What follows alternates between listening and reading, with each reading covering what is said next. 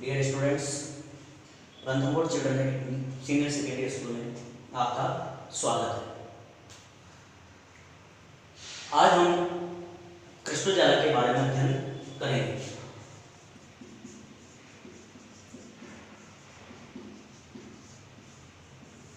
पिछली वीडियो में हमने ठोस के प्रकार, क्रिस्टलीय ठोस के प्रकार, इनके बारे में अध्ययन किया।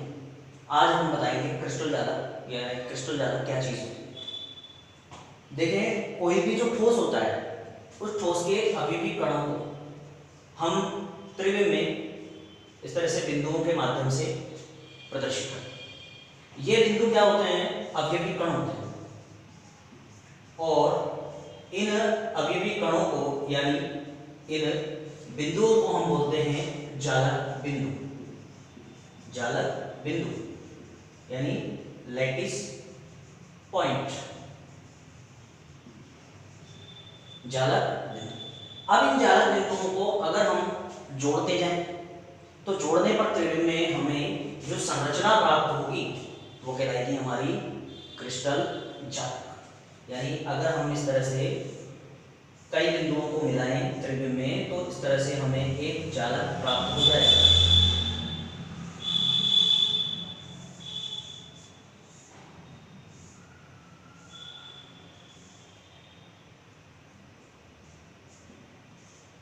और ये जो बिंदु हैं ये बिंदु कहलाएंगे हमारे जालक बिंदु, क्योंकि इन जालक बिंदुओं को मिलाने पर हमें क्या प्राप्त हुआ है? ये क्रिस्टल की एक स्ट्रक्चर बनी है। यहाँ पर कई सारे पॉइंट्स हैं जो हम दिखाएंगे। ये बिंदुओं को मिला रहे हैं इस तरीके से, ये मिलाया हमने, इस बिंदु से मिलाया, इससे मिलाया, इस तरह से। ऐसे ही यहाँ पर देखें,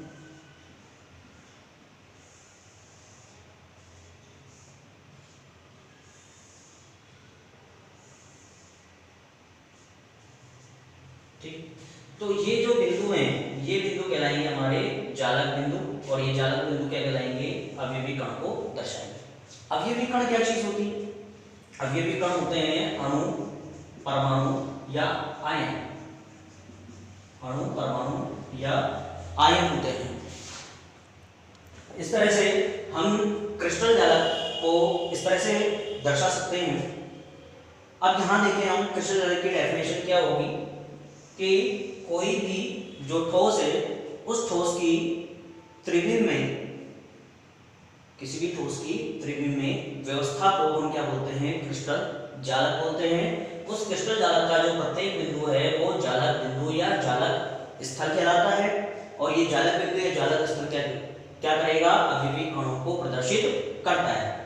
अब यहाँ देखें तो इसकी जो सबसे छोटी इकाई होगी जिसकी हम पुनरावृत्ति करेंगे, वो पुनरावृत्ति वाली इकाई वो कहलाएगी हमारी एकक कोष्टिका या यूनिट सेल। एकक कोष्टिका या यूनिट सेल, एकक कोष्टिका या यूनिट सेल। ये सब क्या है? क्रिस्टल जालक की सबसे छोटी इकाई है, सबसे छोटी इकाई है। और ये सबसे छोटी इकाई उसी प्रकार है जैसे मान लो क्रिस्टल जालक को हम कमरा माने, तो कमरा किससे बना हुआ है? हमारा ईंट से बना हुआ है। कमरा क्या बन रहा है? हमारा ईंट से बन रहा है। तो ईंट क्या है? इसकी सबसे छोटी इकाई है, जिसको हमने क्या किया? एक्स एक्सिस, वाई एक्सिस और जेड एक्सिस पर लगातार क्या किया है? पुनरावृत्ति करके जमाया है। और जमाने पर क्या प्राप्त हो गया? हमें कमरा प्राप्त हो गया। वो कमरा क्या है? हमारा क्रिस्टल जालक है, क्रिस्टल जालक है। ठीक है, यानी क्या है? क्रिस्टल लैटिस है। अब इस ईंट की बात करें तो ये ईंट क्या है? इसकी सबसे छोटी इकाई है। ये सबसे छोटी इकाई क्या कहलाएगी? हमारी यूनिट सेल कहलाएगी। तो क्रिस्टल जालक की वह छोटी से छोटी इकाई जिसकी त्रिविम में बार बार पुनरावृत्ति करते जाएं, यानी उसको त्रिविम में बार बार जमाते जाएं, तो क्या प्राप्त हो? हमें क्रिस्टल जालक का निर्माण हो, वो क्या कहलाएगी? हमारी एकक कोष्टिका कहलाएगी। ये एकक कोष्टिका को हम अन्य नामों से जानते हैं, मात्रक कोष्टिका, मात्रक कोष्टिका भी बोलते हैं इसको। ठीक है, इकाई सेल भी बोलते हैं इसे। ठीक है, अब जो एकक कोष्टिका होती है उस एकक कोष्टिका बिल्कुल किसकी तरह होती है? एकक कोष्टिका होती है घन की भांति, एक घन की भांति। एकक कोशिका जो होती है वो एक घन की भांति होती है, और इस घन के जो कोने हैं वो क्या दर्शाते हैं, अवयवी कण को दर्शाते हैं, लैटिस पॉइंट को दर्शाते हैं, जालक स्थल और जालक बिंदुओं को दर्शाते हैं। तो ये क्या है, हमारी एक एकक कोशिका है, यानी कि यूनिट सेल है। तो इस यूनिट सेल में कुछ प्रॉपर्टीज हैं जिन्हें हम देखेंगे। यूनिट सेल जो है, यूनिट सेल की डेफिनेशन अभी बताई मैंने, क्रिस्टल जालक की सबसे छोटी इकाई जिसकी त्रिविम में बार बार पुनरावृत्ति करने पर संपूर्ण क्रिस्टल जालक का निर्माण होता है, उसे हम क्या बोलते हैं, यूनिट सेल बोलते हैं। यूनिट सेल में ए भुजा, बी भुजा और सी भुजा, ये तो हो गए भुजाओं के पैरामीटर। साथ ही इनमें कौन होता है, अल्फा, बीटा और गामा। भुजा कौन सी है, भुजा तो है हमारे पास स्मॉल ए, स्मॉल बी और स्मॉल सी। और अक्षीय कोण, जो अक्षीय कोण यानी अक्षों के मध्य, अब भुजाओं के मध्य जो कोण है वो भी फिक्स होते हैं। भुजाओं के मध्य जो कोण होते हैं वो फिक्स होते हैं। वो कैसे फिक्स होते हैं कि जो भुजा ए और बी होती है उसके मध्य जो कोण होता है वो होता है अल्फा। भुजा ए और बी के मध्य जो कोण होता है वो होता है सॉरी गामा। भुजा ए और बी के मध्य जो कोण होता है वो होता है गामा। भुजा बी और सी के मध्य होता है अल्फा। भुजा ए और बी के मध्य तो होता है गामा, भुजा बी और सी के मध्य होता है अल्फा, और भुजा ए और सी के मध्य होता है बीटा। अब इनको याद कैसे रखें, तो उनको याद करने का तरीका क्या है, जैसे हमें देखना है ए और बी के मध्य, तो ए और बी को छुपा लेंगे हम, तो कौन सा कोण बचता है हमारे पास, गामा।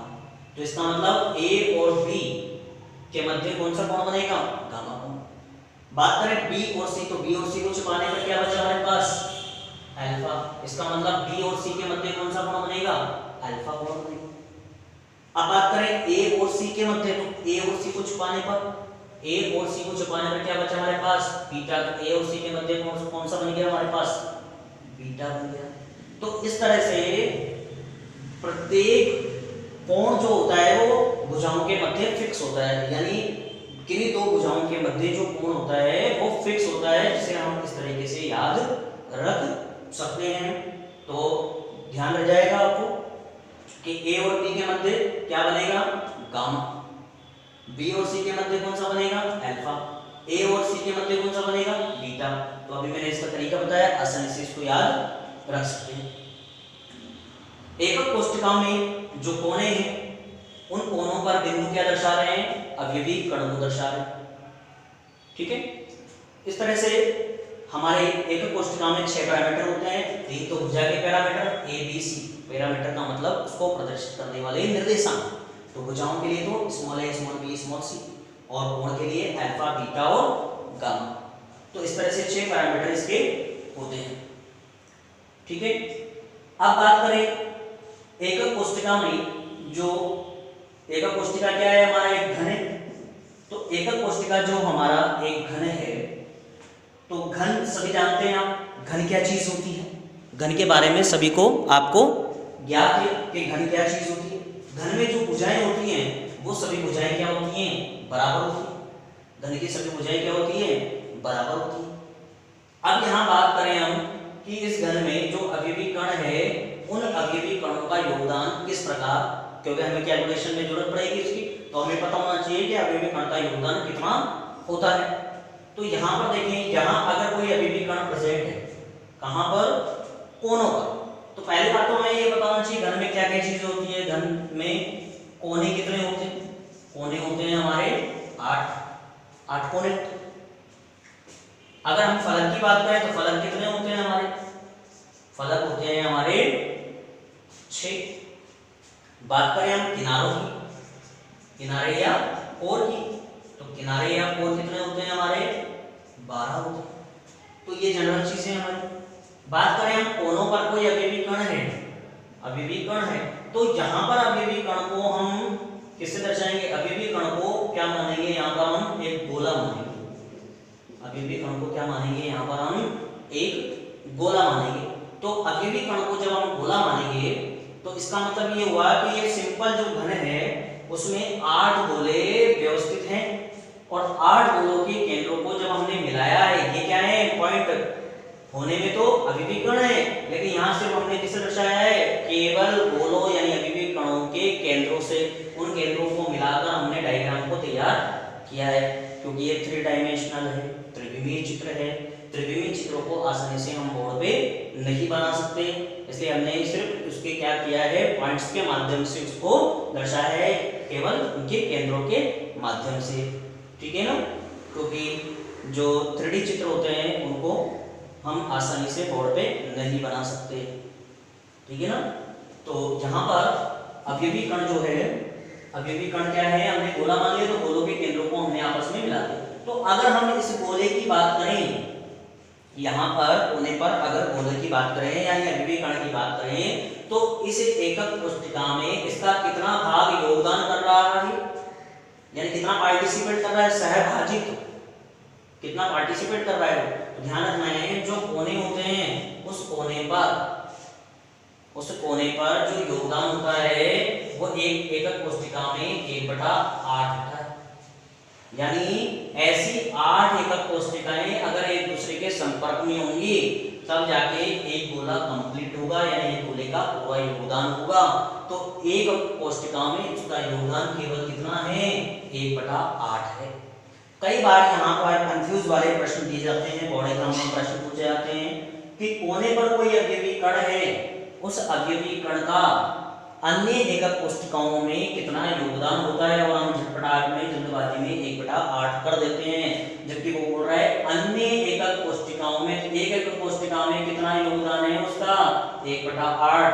तो अगर हम कुल भाग को 1 माने तो उसमें से 1/8 भाग को घटाने पर प्राप्त होता है हमें 7/8 भाग, यानी अन्य एकक कोष्ठिकाओं में योगदान कितना होगा उसका 7/8 होगा।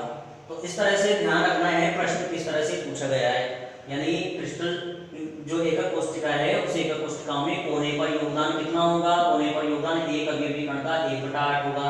लेकिन इसी प्रश्न को अगर पूछे कि अन्य एकक कोष्ठिकाओं में यानी निकटवर्ती एकक कोष्ठिकाओं में कितना योगदान होगा, तो योगदान होगा 7/8 का। बात करें फलक की, तो इसमें होते हैं 6 फलक। 6 फलक देखो, 4 तो ये 4 तो 1 2 3 और ये 4 तो ये हो गए हमारे, एक बैक साइड और एक फ्रंट साइड, तो इस तरह से हमारे 6 फलक हो जाते हैं। अब एक फलक की बात करें तो इस फलक की बात कर लेते हैं। अगर मान लो कोई एकक कोष्ठिका इधर है तो इस फलक का योगदान इस एकक कोष्ठिका में भी होगा, इसमें भी होगा, ठीक है। जैसे मान लो 2 कमरे हैं हमारे इस तरह से, तो 2 कमरों में एक दीवार है, तो इस दीवार की बात करें, ये मान लो इसका फेस है यानी फलक है, तो इसका योगदान इसमें भी रहेगा और इसमें भी रहेगा, यानी दोनों कमरों में रहेगा। एक कमरे में योगदान कितना हो गया, आधा हो गया, यानी 50% हो गया, 1/2। इस तरह से जो फलक होता है उस फलक का योगदान कितना होगा, 1/2 होगा। तो हमें जो भी कैलकुलेशन करनी है वो फलक पर यानी फलक या फलक के केंद्रों पर, तो हम किससे करेंगे, 1/2 से करेंगे। इस तरह से हमें यहाँ पर कैलकुलेशन आनी चाहिए। अब बात करते हैं हम एकक कोष्ठिका के प्रकारों की। एकक कोष्ठिका कितने प्रकार की होती है, तो एकक कोष्ठिका जो होती है वो एकक कोष्ठिका होती है हमारी 4 प्रकार की। एकक कोष्ठिका हमारी कितने प्रकार की होती है, 4 प्रकार की होती है। तो 4 प्रकार की एकक कोष्ठिकाएं कौन कौन सी हैं। सबसे पहले एकक कोष्ठिका होती है हमारी सरल एकक कोष्ठिका। सरल एकक कोष्ठिका सबसे पहले एकक कोष्ठिका होती है हमारी सरल एकक कोष्ठिका। दूसरी होती है हमारी अंतः केंद्रित एकक कोष्ठिका। अंतः केंद्रित एकक कोष्ठिका। तीसरी होती है हमारी फलक केंद्रित एकक कोष्ठिका।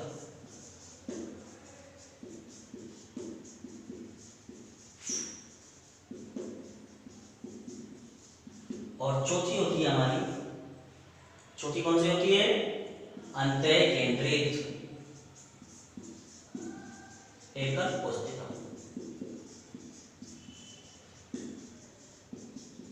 कई जगह इस तरह से वर्गीकरण न देकर इस प्रकार ही वर्गीकरण दिया हुआ है। एक वर्गीकरण में इसको टाइप बताया गया है और इन तीनों को मिलाकर एक टाइप बताया गया है, यानी 2 टाइप्स की क्या बताई गई है, एक कोष्ठिकाएं यानी यूनिट सेल बताई गई है।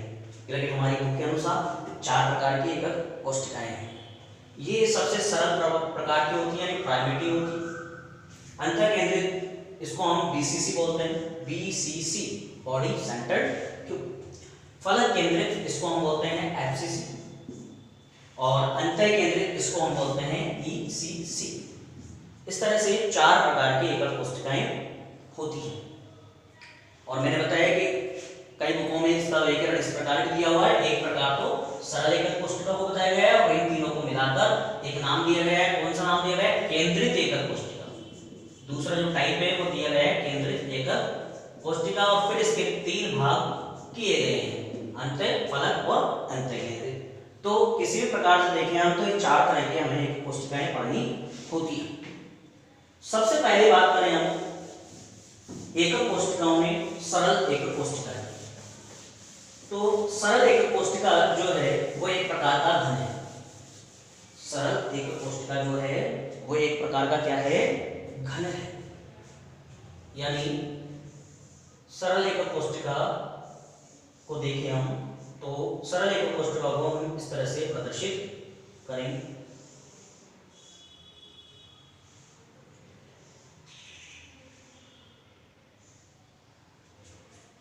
सरल एकक कोष्ठिकाओं में जो अवयवी कण होंगे वो केवल कहाँ होंगे, कोनों पर होंगे,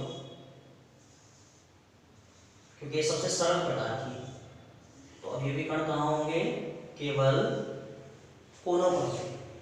यानी ऐसे एकक कोष्ठिका जिसमें अवयवी कण केवल कोनों पर उपस्थित होते हैं, केवल कोनों पर उपस्थित होते हैं, कोनों पर अवयवी कण कहाँ रहेंगे, केवल कोनों पर उपस्थित होंगे, वो कहलाएंगे हमारी सबसे सरल प्रकार की एकक कोष्ठिका, जिसको सरल एकक कोष्ठिका कहते हैं। यहां पर अगर हम बात करें तो अवयवी कण कितने होंगे, अवयवी कण होंगे हमारे 8। अगर इन 8 अवयवी कणों के योगदान की बात करें तो चूंकि हमने बताया कि कोने पर अवयवी कण का योगदान 1/8 होता है, अवयवी कण का योगदान 1/8 होता है। तो इस तरह से हम जब इसमें परमाणुओं की गणना करें, परमाणु की गणना करेंगे तो कितने कोने हमारे, 8 कोने, और एक कोने का योगदान कितना है, 1/8। ध्यान रखना है 8 कोने इसलिए हैं क्योंकि 8 कोने पर अवयवी कण मौजूद है। अगर 7 कोनों पर अवयवी कण होते तो 7 ही कोने लेते, 8 कोने होने के बावजूद भी। इसलिए ध्यान रखना है अवयवी कण जहां प्रेजेंट है वही लेना है हमें, उसके अतिरिक्त कुछ नहीं लेना है। तो यहाँ पर 8 कोनों पर अवयवी कण है इसलिए हमने 8 कोने लिए और 8 कोनों पर अवयवी कण है और एक कोने का योगदान 1/8 है। तो 8 × 1/8 से हमारा कितना निकल के आता है, 1 परमाणु निकल के आता है। इसका मतलब ये हुआ कि जो सरल एकक कोष्ठिका है उसमें परमाणु की संख्या कितनी होती है, 1 होती है। परमाणु की संख्या 1 होती है और परमाणु को हमने क्या माना है, गोला माना है। ठीक है, तो यहां पर ध्यान रखना है कि सरल एकक कोष्ठिका जो होती है उसमें परमाणु की संख्या 1 होती है। सरल एकक कोष्ठिका किसको बोलते हैं, ऐसी एकक कोष्ठिका जिसमें अवयवी कण 8 कोनों पर उपस्थित होते हैं, उसे क्या बोलते हैं, हम सरल एकक कोष्ठिका बोलते हैं। और चूंकि एक कोने का योगदान, एक अवयवी कण का योगदान कोने पर 1/8 होता है, इसलिए अगर हम परमाणु की गणना करें तो 8 कोनों पर हमें परमाणुओं की गणना करनी होगी। और चूंकि एक कोने का योगदान 1/8 है तो 8 × 1/8 से हमारा कितना परमाणु होता है, 1 परमाणु होता है। इस तरह से सरल एकक कोष्ठिका हमारी कंप्लीट होती है।